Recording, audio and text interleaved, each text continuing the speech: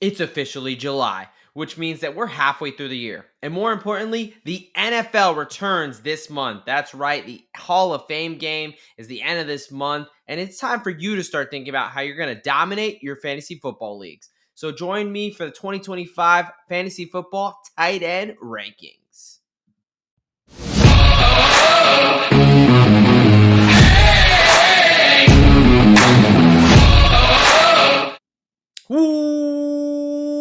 Welcome, football fans, to another edition of IDP Plus. What is up, folks? I'm your host here, the DGen Doc, and we are talking fantasy football. We are talking the 2025 Fantasy Tight End Rankings. We're doing our top 12. That's my top 12 redraft tight end rankings. Look, excited to talk fantasy. It's officially that time. July is here. August, we got training camp right around the corner. We got preseason. We got actual football being played. And before we know it, September is going to be here. We're going to be kicking off. You're going to be hoping and wishing that you make sure you get these rankings to know what your team is going to look like. I'm jacked for football. And hey, we even got some news to kind of kick off the show here. And, it's something that I think Bear's talking about. And it is the trade news coming out of Miami and Pittsburgh. That is right. We had a switch up of some former Pro Bowlers here, some guys in the secondary, a little bit on the back end. Miami traded away not only cornerback Jalen Ramsey, but also tight end Jonnu Smith, who may be a guy we talk about who had over 80 catches, over 800 yards, and 8 touchdowns last year. To the Steelers for Minka Fitzpatrick and a little bit of a late round draft swap there. This was kind of the start of the news. This happened yesterday to start off the week here. We got a little bit more news here. But let's talk about this trade and just break this down here. So, point blank, I'll say this. I think for the 2025 season next year, I think the Steelers absolutely won this trade. When we look about this, Minka Fitzpatrick is a guy who 3 times All-Pro, but he really hasn't been himself since the past 2 seasons, 2022. He has only generated, when you think about Minka Fitzpatrick, you think about a guy who excels in the ability to create explosive plays, splash plays, particularly turnovers. Whether it's interceptions or forced fumbles, he's a guy that can kind of roam the field, and he's not really in the box safety, but he's kind of that middle of the field free safety that is going to be able to make some plays. That's what you think about. The last 2 seasons, Minka Fitzpatrick has only created 2 total turnovers, 1 interception and 1 forced fumble. That is just simply not enough. He's really looked like a shell of himself for the Steelers the past couple of years. So I think Minka is lost a step a bit there. And Jalen Ramsey, you can make the same argument. He's been a bit more productive the past couple of years, but I really think that his versatility for the secondary allows them to not only play the corner and the boundary, he can play the slot. He can also play safety if they need to fill that void there. So I think he adds, with his versatility, is really the biggest asset to make the Steelers defense better. And then Jonnu Smith. The Dolphins just got rid of their second leading receiver from last year. He had 88 catches or 860 plus yards, 8 touchdowns. I mean, the guy was a stud last year, and I don't understand why Miami just got rid of him with no real plan. The tight end room behind him was very, very bad. I mean, Julian Hill, Pharaoh Brown, some very, unknown kind of guys for a reason. And then the news broke today. Look, Jonnu Smith, I think, is someone who immediately elevates the Steelers' offense. The Arthur Smith, he's back with Arthur Smith. Look, we're going to talk about Jonnu Smith a little bit later, but as far as Arthur Smith loves multiple tight end sets. So you're going to have Pat Freiermuth and Jonnu Smith on the field at the same time. It's going to allow for some bigger bodies in the running game, which they love to do, and also play action and give Aaron Rodgers a nice target there. Steelers, we'll get more into that. But let's talk about another guy who we're definitely not going to be talking about later in the show.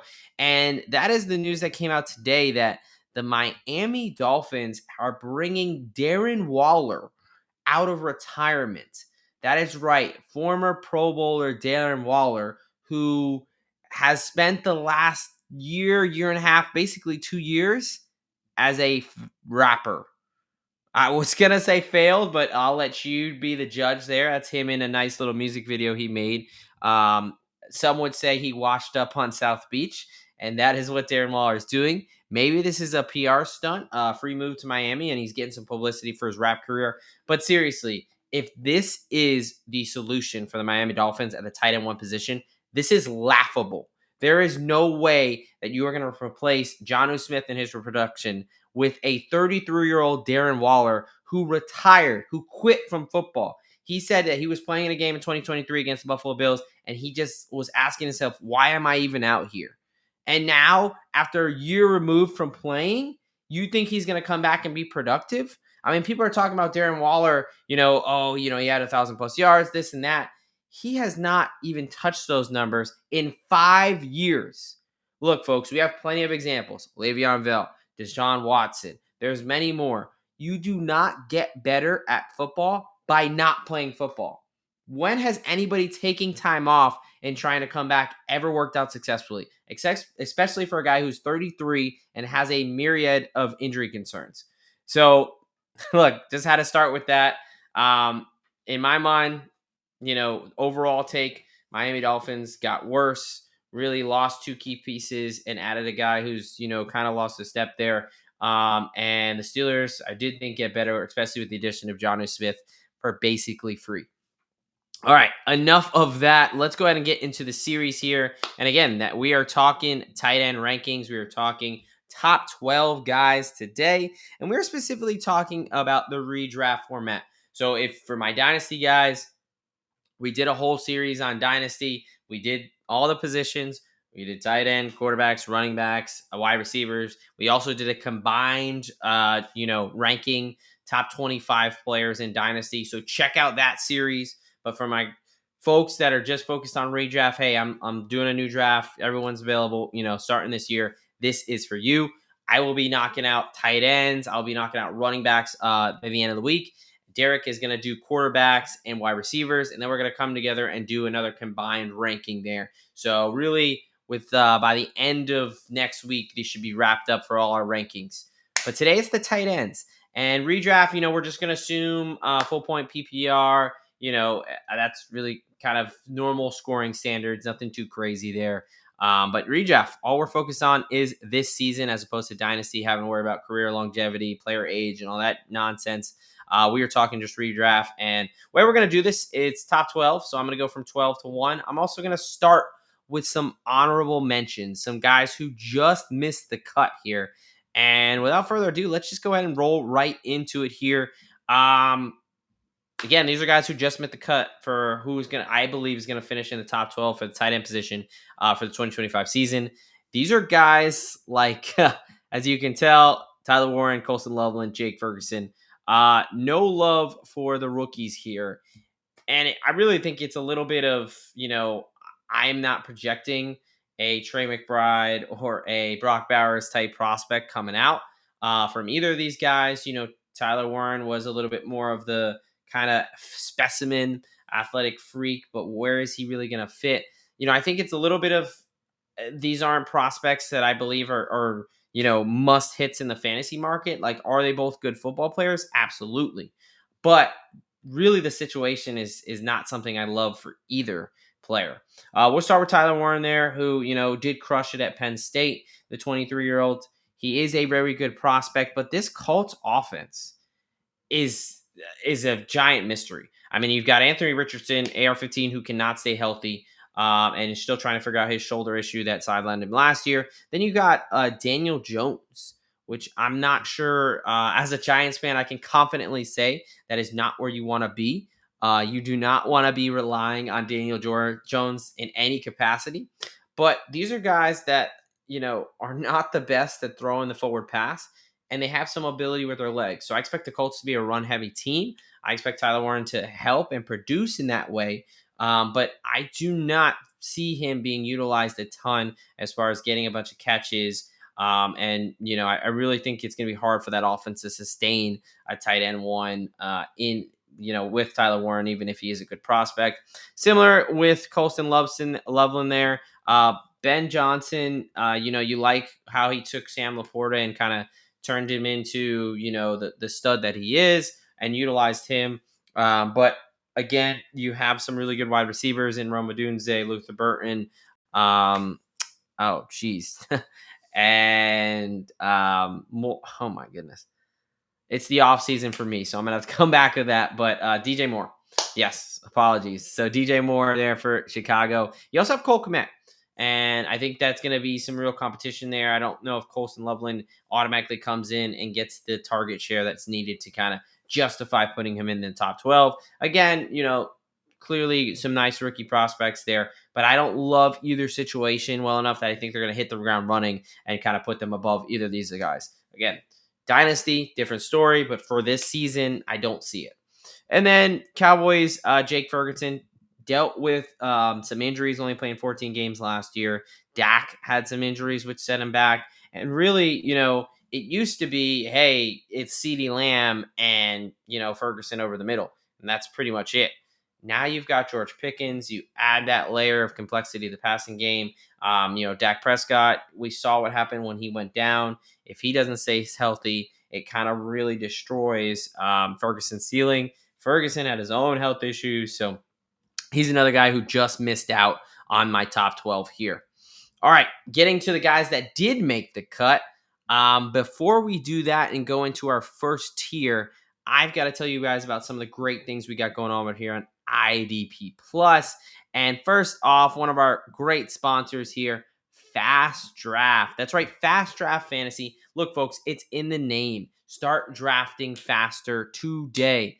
I'm telling you about it's fantasy football season. We've officially stamped the flag. There's nothing else to watch. Let's be honest. No one's trying to watch any baseball or WNBA or fake football, as they call it. Look, we're gearing up for real football, whether it's the NFL, college football. Go to Fast Draft Fantasy. Specifically, this is for the NFL. They've got drafts, and their big thing here is that all drafts are under 10 minutes. They're 20 seconds on the clock. Nice, quick. You know who you want to draft. You absolutely know who you want to draft. The worst thing is sitting in a draft for, 20, 30 minutes, waiting for other folks to try to figure it out. This will not happen at Fast Draft. I guarantee it. And to make the deal even sweeter, use the promo code plus DGenDoc, all one word, all caps, plus DGenDoc to get a $50 deposit match. It's very simple, folks. Deposit $50, get $50 for free with the promo code plus DGenDoc. Also, you want to go ahead and check out idpplus.com. We've got a bunch of stuff going on the website there. There is links to video content like this, but there's also articles. We also want to check out our Become a Subscriber. We've got a subscriber-only Discord, and we have special content released only for our subscribers that you want to make sure you get checking out. Look, if you love defense, you're into IDP, I mean, what better place than idpplus.com? Obviously, if you like offense, you're talking this. We've got it all. We are one of the only networks that is talking football 24/7, 365. So give us a chance. Check us out there at idpplus.com. And then finally, one of the best things about the offseason is the Fantasy Football Expo. Get your 2025 Fantasy Football Expo tickets today at thefantasyfootballexpo.com. It's August the 8th through the 10th. Just over a month away in beautiful Canton, Ohio, at the NFL Hall of Fame and their village there. So you're definitely going to want to check that out. And who knows, you might find a couple of us wandering the halls there, chopping it up with you guys. So make sure you get on out there to the Fantasy Football Expo. All right, folks, let's get into it. Let's get into these tiers here. We are going to start with this first tier. We're going to go from the top here, and it's going to be the call your shot tier because, as we get into it, I think there's three clear tiers. There's two guys who are absolute unicorn studs. There's the set and forget four guys who are just old reliable, are going to get it in. They're tight end one caliber year in and year out. And then there's the rest. And tight end can be, as you all very well know, one of those positions where it's a little bit of a crapshoot. You might be hounding the waiver wire for tight ends, really just might be matchup based. It's going to be a lot of touchdown hunting.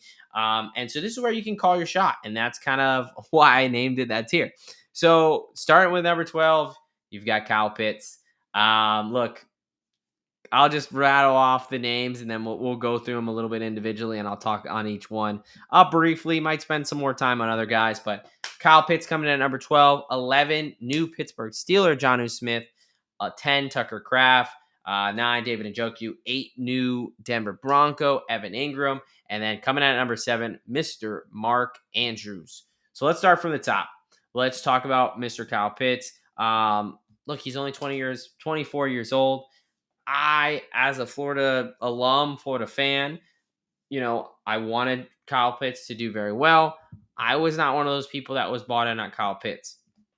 Not right from the get-go. Everyone was trying to give him a gold jacket right away, trying to say he's going to be the best thing since sliced bread. And look, he was awesome at the University of Florida, but clearly it's taken some time. He's dealt with some injuries. He's had awful quarterback play to kind of get up to speed. But he is a guy who's only 24 years old. And look, every year, and he seemed to getting a little bit better, at least in the touchdown. He's gone from 1 touchdown to 2 touchdowns to 3 touchdowns, and last year 4 touchdowns, 47 catches, and 602 yards. I do think that Michael Penix is really going to show some.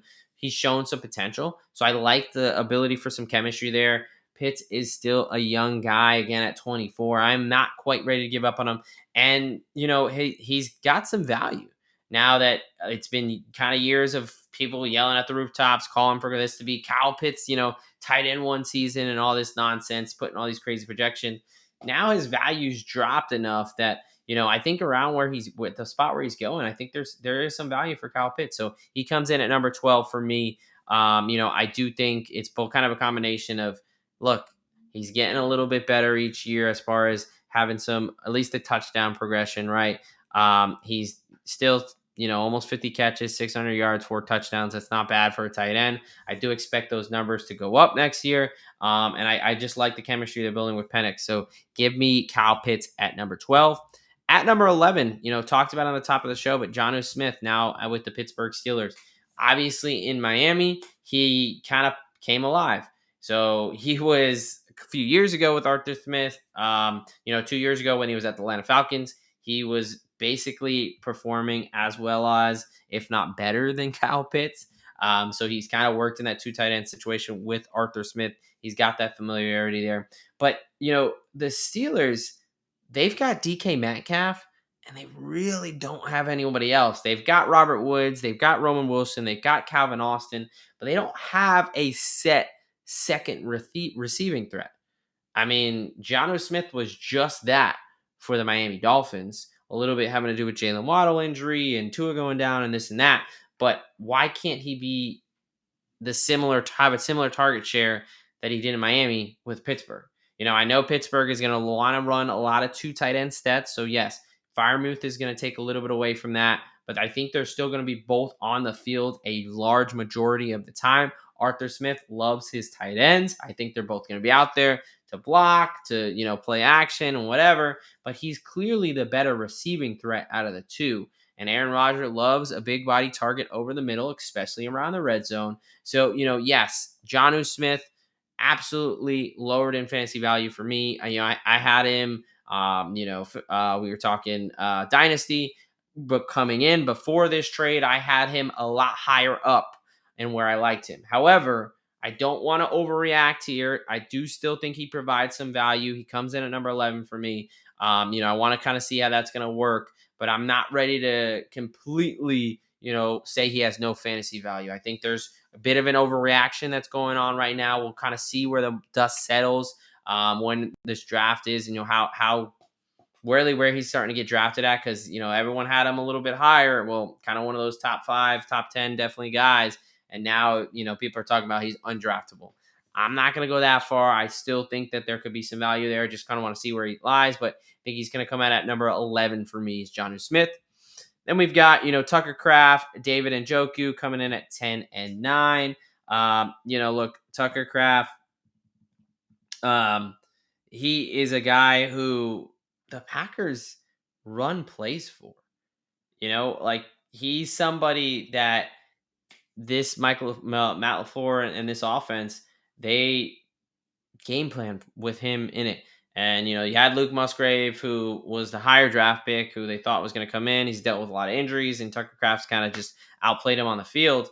And, I really like what Tucker Kraft did. 50 receptions, 707 yards, and 7 touchdowns, especially getting utilized around the red zone. I really like that.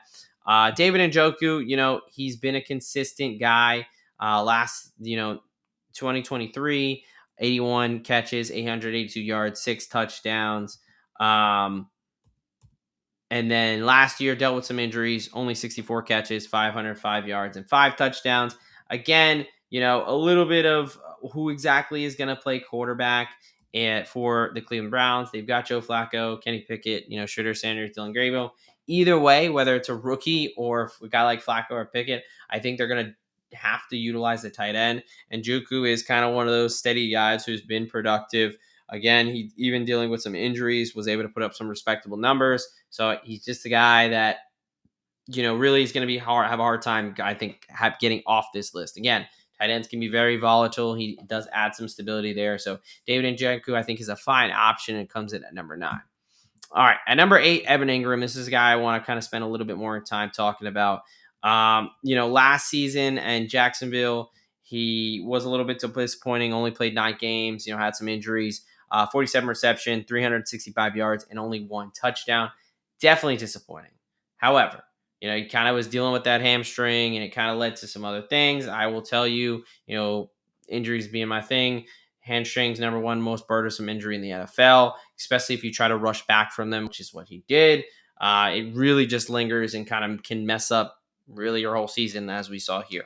So, I'm going to give him the mulligan there. Year before, 114 receptions, 963 yards, and 4 touchdowns for the Jacksonville Jaguars. I mean, that is getting close to that tight end 1, echelon, that tier 1 echelon of guys that, just don't have that ceiling. And I think he showed it. Now he goes to a Denver team, that they do like to utilize the tight end. The problem was last year, they just didn't have a guy. They had Troutman, they had Kroll, they had, oh, geez. I'm trying to think the fantasy darling that everybody wanted to be a thing that just wasn't a thing because Sean Payton didn't like him. But they kind of cycled through their, trio of tight ends, and no one really, to be honest, had the talent to step up and take it.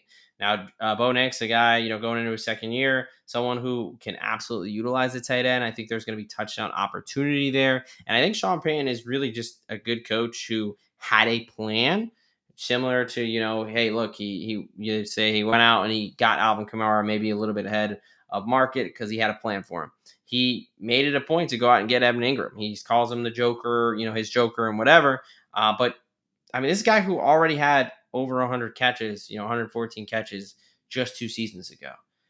I think he's got exceptional potential here with Denver. You've got Cortland Sutton, and then, I know Marvin Mims, and, they've got Pat Bryant, and they've got a couple other guys that they're trying to make work, Vele and things like that. But it's really Cortland Sutton, and then a whole lot of, who's willing to step up. And I think Evan Ingram can absolutely be the guy who steps up. I think Evan Ingram really in this tier is the guy that has the highest ceiling, that who could, absolutely start vying for that tight end 2, 3, maybe even tight end 1 spot by the end of the year. So I think Evan Ingram is a guy coming in at 8. I love his ceiling potential. I love his situation. And I think he's looking for a big bounce back year. And then Mark Andrews coming in at 7. I know he's 30 years old. I understand that he started the season slow. Everybody was calling him washed. He still finished with 55 receptions, 673 yards, and 11 touchdowns. Obviously, the touchdowns are the huge thing here. I mean, he's Lamar Jackson's favorite red zone target, right? Other than handing it off to Derrick Henry, King Henry there, he loves Mark Andrews around the red zone. And, Mark Andrews, he got hurt in 2023. He had that fib, high ankle sprain, and then he had the fracture in his fibula. So a nasty kind of brutal injury that he wasn't able to come back from. Well, he played in the playoffs a little bit, wasn't really effective. And then coming in last year, everyone was kind of like, it seems like that injury still bothered him. He got into a car accident pretty late in training camp, like right before the season. I'm pretty like he just seemed way more injured than they let on. They kind of like dismissed it, said it wasn't a big deal, but if you look at the way he was moving those first couple weeks compared to the end of the season, I mean, he ended the season on a tear. So I really just think it was like whatever that, whether it was a car accident or the high ankle sprain that led to the fibula fracture, he just wasn't right in the beginning of the year. But you saw who Mark Andrews was by the end of the year when he's racking up the touchdowns and the yardage there. So you know, Lamar Jackson and the Baltimore Ravens have one of the best offenses in the league. There's going to be a lot of touchdown potential. I understand that Derrick Henry's going to have a lot of those, but I think Mark Andrew is second in the totem pole as far as touchdowns for that team. And if it's going in the air, it's a really good chance it's going to Mark Andrews. So I love that. So give me Mark Andrews at number 7 there for the redraft fantasy football tight end rankings. All right, we're going to move on to this next tier. This next tier is, again, those 4 guys who you can just set and forget. Tight ends, it's kind of like you either get one of these top 6 or 5 guys and you're good, or you're hoping you catch lightning in a bottle, or you're scourging the waiver wire week to week. And I think we're starting to get to those guys that you can kind of set and forget. Barring an injury, these are guys who have shown they're consistent, they've shown they're reliable, and I think are going to continue that kind of dominance this season. All right, so we got Travis Kelce at number 6, Sam Laporta at number 5, George Kittle at 4, and coming in at number 3, maybe a little bit higher than some other people have him, Minnesota Vikings tight end TJ Hawkinson. So we're going to spend a little bit of time here on each of these guys because there's just 4 of them here in this tier, and they're just that important. Travis Kelce. All right, 35 years old. I get it. What's the narrative on Travis Kelce? He's washed. He's done. He doesn't want to play. There's no way he looks any good. Did you see him last season? Well, last season, despite all this, in 16 games, he had 97 receptions, 823 yards, and 3 touchdowns. I mean, he almost had 100 receptions still. Like, the volume is still going to be there. That connection with Patrick Mahomes, he's dedicated. He said he's playing this year. I think they've all got a little bit of a chip on their shoulder coming off that Super Bowl embarrassment, which was painful to watch as a Giants fan, as I'm sure it was for many fan bases who realize Philadelphia and the Eagles suck. So, yeah, I think Kansas City, they got a chip on their shoulder. But I think Kelce, he's just been so consistent the year before. 93 receptions, 984 yards, and 5 touchdowns. I mean, if you're going to guarantee, 90, 85 plus, 90 plus receptions, you're going to be one of the top 6 guys. And I get it. They've gotten a little bit better at the wide receiver position. Hollywood Brown, Rashee Rice, Xavier Worthy, assuming all stay healthy and out of jail. They've gotten better there, but I still think Travis Kelce is a focal point of that offense. His chemistry with Patrick Mahomes, it's not like he relies on his athleticism and mobility. They rely on their connection to understand where each other are going to be, as they're kind of doing that scramble gill. He relies on his route running and his ability, his size, really to kind of shake off some smaller defenders when he's getting guarded by a safety. So I think he's savvy enough to continue and keep it up. And if he's playing, I think that it's going to be really hard to fade him too much because he's going to put up 90 catches and have, 800 plus yards and at least a couple touchdowns. So Travis Kelce comes in at 6 for me. Number 5, Sam Laporta. Probably a little bit lower than most people have him here. The 24-year-old in his 3rd season for Detroit. Rookie year, popped off 86 receptions, 889 yards, and 10 touchdowns. Last season, 60 receptions, 727 yards, 7 touchdowns. Yardage touchdowns still pretty damn good, but pretty significant dips in targets and receptions there. 26 less receptions. And, there's a couple things here. One, you gotta put him in. I think you gotta put him in your top 5. He's durable. He's only missed 1 game in the past 2 years. He's somebody who's going to be involved in the offense, and that Detroit Lions offense has immense touchdown potential. They scored much more touchdowns than anybody else last season. I understand Ben Johnson is going to be gone. So that's kind of like a little bit of concern, if you'll say, why he's not higher on my list. What's life going to look like after Ben Johnson? Are there just too many mouths to feed with Jameson Williams getting going? Obviously, you have your Mon Ra. You got Sonic and Knuckles out of the backfield, and Gibbs and Montgomery. Tim Patrick, if you want to say that. But there's a lot of mouths to feed in Detroit, and how involved is Laporta going to be? How is the new offensive coordinator going to kind of work him in? Because he can be a little bit forgotten about, and we kind of saw it at times last season, just because you've got so many weapons and so much going on there. So what exactly is that going to look like? There's some uncertainty there, and really it comes down to target share. He just had a big drop off in target share, and so that's a little bit concerning for me when we're talking about this kind of reliable tight end tier. That's why he comes in at number 5. Number 4, George Kittle, San Francisco 49ers. 31-year old, had a little bit banged up last year, 15 games, 78 receptions, 1,106 receiving yards, and 8 touchdowns. Year before, 16 games, 65 receptions, 1,020 receiving yards, and 6 touchdowns. Despite 1 year older and one less game played, he had more catches, more yards, and more touchdowns. And now he's in a situation where there's no Deebo Samuel. There is Christian McCaffrey and Brandon Ayuk coming off of injuries. Obviously Brandon Ayuk is more concerning with the ACL. Fully expect him to, maybe start on the pup, but definitely take a little while, if not the whole first half of the season, to get going there. I understand you have Juwan Jennings and Ricky Pearsall, but let's be honest, it's going to be Christian McCaffrey and it's going to be George Kittle. That's going to be the main two staples of the offense.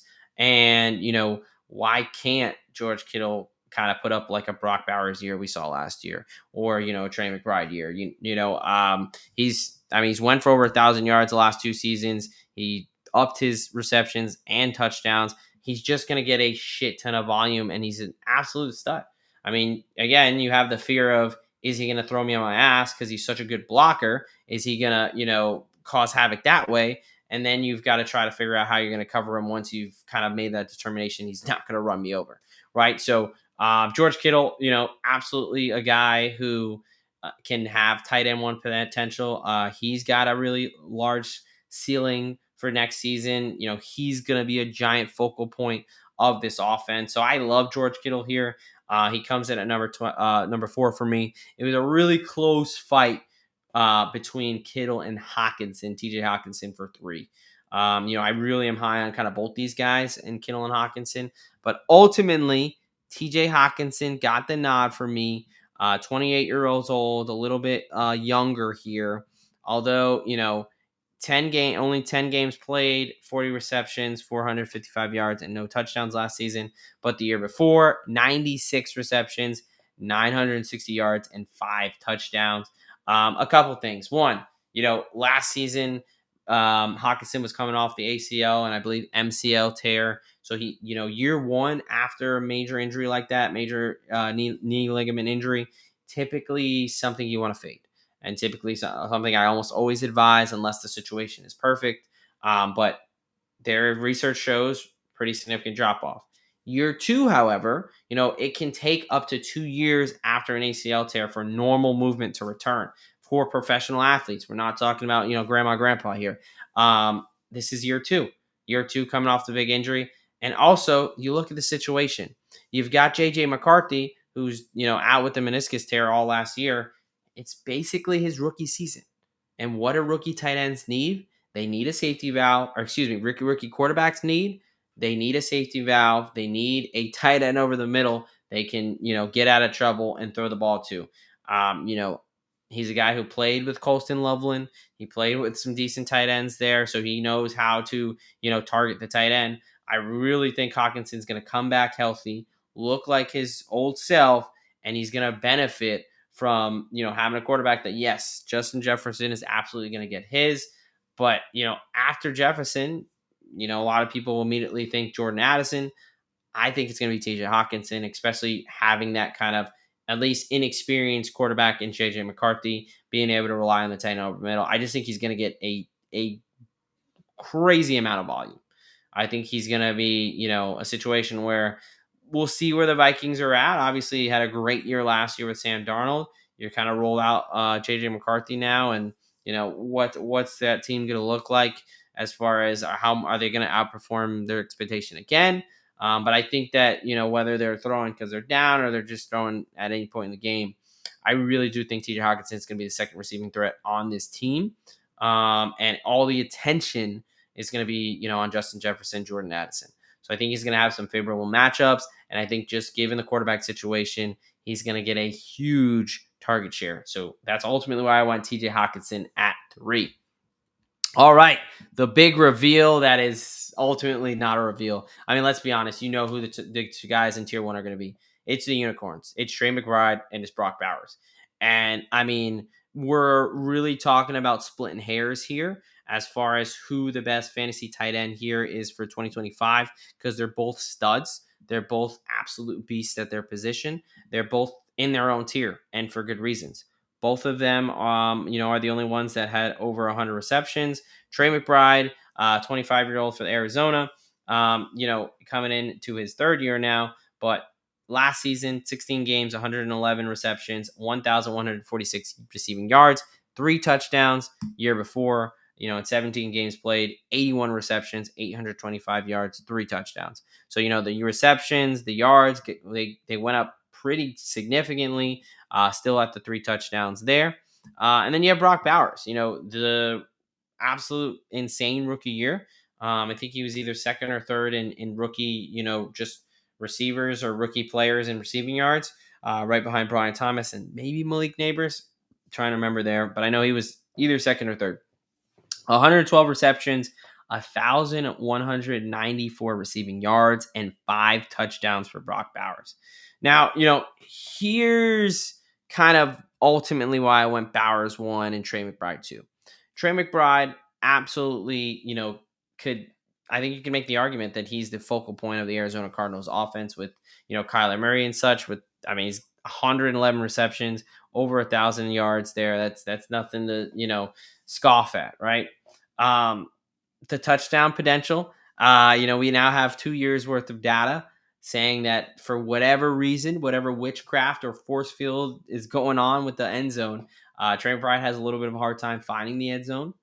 And so, if he gets closer to that 7 or 8, to 10 touchdowns based on his volume, absolutely he could be the tight end 1, right? But ultimately, I look at what Brock Bowers did, again, putting up 112 receptions, almost 1,200 yards and 5 touchdowns. And he did that with I don't even know if you can argue.